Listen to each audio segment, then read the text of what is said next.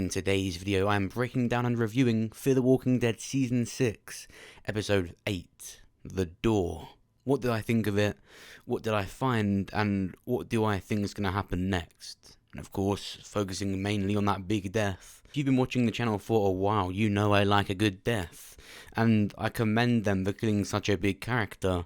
But at the same time, am I irritated that characters like June, Althea, and Charlie have outlived him?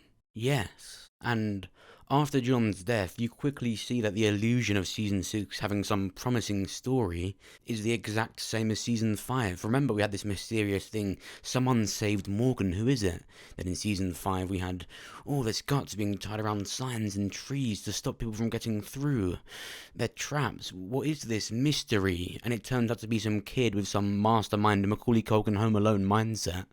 Well, they can set up all these things, they kill people like Gus Fring, they're playing Jenga, they promise some exciting story. Again, it didn't have to be Madison, that's still a possibility, we'll get into that later. But they promise this mystery, this good, interesting story, someone saved Morgan. But it was just Dakota, it was just a kid with some mastermind fucking unrealistic Macaulay Culkin shit. Which is the exact same thing we saw in Season 5 with the walkers being tied around trees. It was just a bunch of kids with this weird mindset. We don't want to see it. What we've essentially got in Season 6 is a load of cool scenes, but it's not meaning anything, especially when it's led to Dakota and a stupid plan. The only reason I kept Morgan alive is because he's the only one that can kill Virginia. You idiot. Honestly, I can't deal with it. The fuck are you talking about? June was just on top of Virginia, about to axe her head in. You didn't even know who Morgan was. Stop pretending you've got some mastermind fucking plan, because you haven't. You're not Kevin in Home Alone. Here's what we're going to call these kids now, whenever these kids do something unrealistic and annoying. The Kevin effect. And for what it's worth, in Home Alone, it was realistic. That's what the kid was like. These are awful kids, they've all been given the same shit. I'm sorry, it's actually bad. It's not one of those things where I'm shitting on it 'cause I didn't like it. Oh, no. Listen, it's actually appalling. If Dakota had just killed John because he found out and she had murdered people and she felt she had to do that, then you know what? That's acceptable. I actually really like that.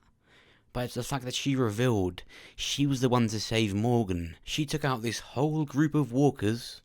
She then bandaged Morgan up, dragged this full-grown man miles away, and writ him a little note and left. Because Dakota's planned it all out, didn't you know? She literally struggled to kill a single walker, and she feared them. She was trembling. Because guess what? That's what kids do in the apocalypse. But now that group of walkers surrounding Morgan just centimeters away, she took them all out. No, she took them all out. She bandaged him up because she's a doctor. You should know this. Dakota can do anything. She can kill John. She could have killed Morgan. She's quite the powerful character here. But let's look into this episode as a whole. That was a long intro. Before we begin, make sure you subscribe so that you are the first to see my videos. And of course, make sure you check out the Discord. I am planning some Discord-based videos in the future, so make sure you join it so that you know when I'm recording it and you can be in a video. So, Season 6, Episode 8 was actually really good. I disagree completely with something that's revealed, but let's just cut around that for now. Let's just look at how good the episode actually was. It starts with John attempting to kill himself by putting his gun to his head, and each time he attempts to do it, a walker comes out of the river. You know, it's like the universe is trying to show him something. That's what Morgan says actually as well. You know, June washes up on the river, later Morgan and Dakota would, and all these walkers wash out from the river, and it prevents him from shooting himself. Unfortunately, 30 minutes after this, Dakota would shoot him and he would sail all the way down the river and wash up himself. I think that's a really good full circle for him. I do hope I'm not going to see people defending Dakota's choice to kill him with the fact that he wanted to die. Remember, John said throughout this episode, he just wanted to leave. He wanted to die. He wanted to be away from everyone because he wasn't meant to be in this world. He doesn't like the killing. That doesn't defend Dakota killing him. He didn't want to be shot, he said that. You can't justify this actual cold-blood murder with the fact that John wanted to kill himself. I mean, the list goes on with how wrong this slaughter was. Was he ready for it? Was he accepting of it when he was down at the bottom of the riverbed? Yes, I think he was. but he didn't want to go out like this. A big highlight of this episode for me was Morgan. He was really good. I mean, I'm not even talking about him threatening to kill Dakota. You know, that's my shit already. But it was this scene here. He did it. Look at him, like a little toddler. Morgan need boo-boo. Morgan need new nappy. But you know, Morgan's quite a powerful character now, and it's nice to see that he's gone to fear and he can defend himself. Morgan! Oh, fuck! I love how he just gave up. He just decided to just accept that he's been lassoed around the neck and he's just going to get taken. Okay, just drag me then. The bigger problem that I have with John's death is that the end game for Fear is clearly the same as The Walking Dead. I mean, just listen to how Morgan talks here. All I'm here for is to free our people. Give that baby a chance at a next world. One where, I don't know, all life might actually be precious. I think we can do it, John. I think it's not going to be the way that we want it, but we can end it. And again, that's why I think the crossover is likely. But they've killed off one of their most likable characters whilst Althea, June and Charlie are still here. They aren't liked, and so that endgame, this new world that Morgan wants to build, they've killed off John for some kind of development for June, but barely anyone likes her. So once they do rebuild this new world that they want, once it ends, what's the point if you're just killing off the characters? Again, because no one cares about Grace. We've got to care about Grace because she's got a baby. But apart from that, she's dry and not entertaining, so what's the point? Why is it John that's died? I think you could argue that his story has always been heading to this point. But again, why? Because he's one of the best characters and we're left with just, emotion sponges like June and Charlie. It just really gets to me that these showrunners seem to kill off the best characters and leave the worst ones. I mean, if you dislike Charlie because she killed Nick, that's fair enough, but that actually makes her a decent character because that's the whole point of it. We've been forced to like her, and I just think that's awful. I'm sorry, I just don't like her. And it's not purely because she killed Nick. It makes me feel better to know that Frank Delane wanted to leave. I mean, a discussion could be made that he actually left Fear the same time Andrew Lincoln would have been starting to leave the main show. They both left the shows for the same reason, so I wish something could have been done with the CRM. I do hope that was something that Scott Gimple spoke about, because if Frank Delane had not decided that himself and that was something they did, then they need to go and get checked in at a hospital or something, because it's not funny. Such a good and exuberant character, taken out so disgustingly. And then we get this little crying girl as the replacement. Don't say it's not a replacement, it is a replacement. Are the showrunners this naive to think that anyone is going to sit there and like this girl over Nick? No one's going to forget about that. And I could see past it. Again, I don't like to see it as a replacement, but that's what it is. Charlie did replace Nick. But what really got to me after I finished with this episode is that they've actually done it again.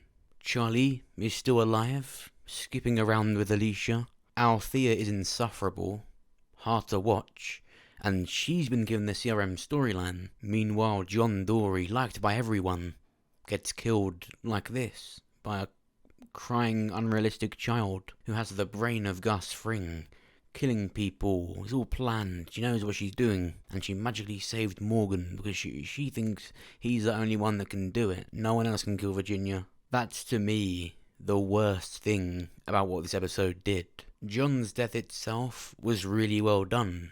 Of course, earlier on, John had already found the broken piece of knife handle, and Dakota used that same knife in the presence of John to kill a walker, and so he saw it, she tried to hide it, he found out. She decides to point her gun at him. I say her gun, it's his gun. And so now that John knows, she sees it as a threat, pushes him off the bridge by his wound, and she looks at her hand like, oh, what have I done? I'm such a monster. Yes, you are, you little shit. And he floats around like Nemo, and then when he gets to the bottom, the picture of him and his dad when they were younger falls out and he holds it.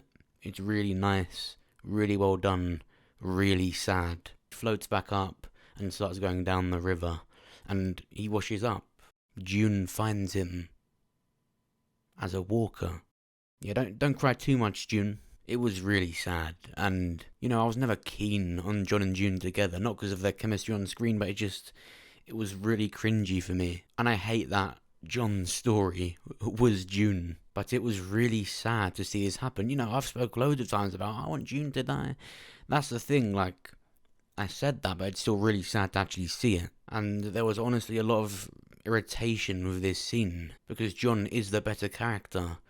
But then again, this just was his story. I do think this is one of those things that was written. I don't think it was the actor wanting to leave. You are breathing because you are the only person left that can end her. How fucking dare you put this in my face? I don't hate the showrunners as people. I don't even hate them as writers. But I hate them as showrunners for this show. I don't want them writing it anymore, because they've done it for a third time now. Season 4 was dry. Season 5 was abysmal. Season 6 was good because of these cool scenes they've got. But they've just flipped it back again to what they did with Season 5, and it's shit. I stitched you up, stopped you from bleeding. I gave you antibiotics. I gave you painkillers. I left you food and supplies. Okay, stop. No more lies. Now you don't know me. I'd fucking kill her. I don't care if you saved me or not. You made the story boring. Now it's time to address a more controversial side to this. Not just what I think is a disappointing storyline and a bad plot twist, is also turning down a big part of why I said Madison would return. But what annoyed me the most is after I finished this episode, you bet the Discord and my messages, my DMs were filled with Madison can't return now, it's debunked. No. This is a very small part of Madison returning. It can still happen. It wasn't her that wrote the note. She did not save Morgan. It's a big chunk of it gone. It's not the entire thing, because don't forget, we were saying this before Season 6 even started. And the other stuff about Alicia wanting to go to the stadium is still there. This walker that looks strikingly similar is still there. This note, however, did turn out to be a massive disappointment. And you know what? I think the showrunners know what they're doing. I'm just going to make sure I'm careful of what I say now when I'm talking about the future of this show, when these showrunners are still writing it. It's a very small part compared to the rest of the stuff we have. This walker, Alicia's been asked what it looks like. What do you think she's going to say? Don't be so sure that Madison's not going to return just because it wasn't her that saved Morgan. And remember, a big part of it is could return. Could. She could always return. But what do you think? Do you think Madison could still return? Or was this the piece of evidence that you were holding on to for that to even happen? How do you feel about John's death? Would you rather it was another character? Did you not even really like John that much? What do you think of this episode as a whole, and what do you think is going to happen next? Make sure to let me know down below in the comments. If you enjoyed this video, then make sure you press the like button. It will help me out and get this video seen by more people. Check out this one, where I break down all the latest trailers, sneak peeks and teasers for The Walking Dead Season 11, the final season. We also get a release date as well. And of course, make sure you subscribe so that you are the first to see my videos. Thanks for watching. I'll see you soon.